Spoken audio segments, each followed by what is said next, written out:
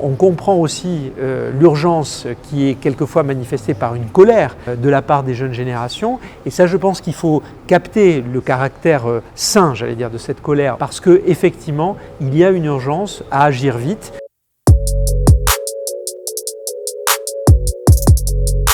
Ce que l'on a essayé de faire, c'est de regarder ce que sont les accords de Paris sur le climat. On s'est donné en fait des objectifs d'évolution sur chacun de ces paramètres à l'horizon 2030 pour essayer de préserver un maximum et de ralentir, j'allais dire, ce changement climatique. Et puis par ailleurs, on s'est doté d'une méthodologie qui s'appelle le Green Impact Index et qui permet de calculer l'impact environnemental et sociétal de nos produits, de le rendre transparent pour nos consommateurs, et ainsi c'est une méthode d'amélioration au jour le jour des formules, des packaging, etc. de nos produits, des produits que nous commercialisons à destination du marché dermocosmétique ou du médicament. D'abord, en tant qu'industriel, je n'ai pas forcément à donner un conseil, mais en tout cas, ce qui est bien en tant que citoyen, c'est que nous nous éduquions chacun. On peut regarder ces modes de consommation et si on considère que un des impacts positifs qu'on peut avoir sur le bien commun, c'est la diminution de notre impact climatique, à la fois individuel et familial, donc plus collectif.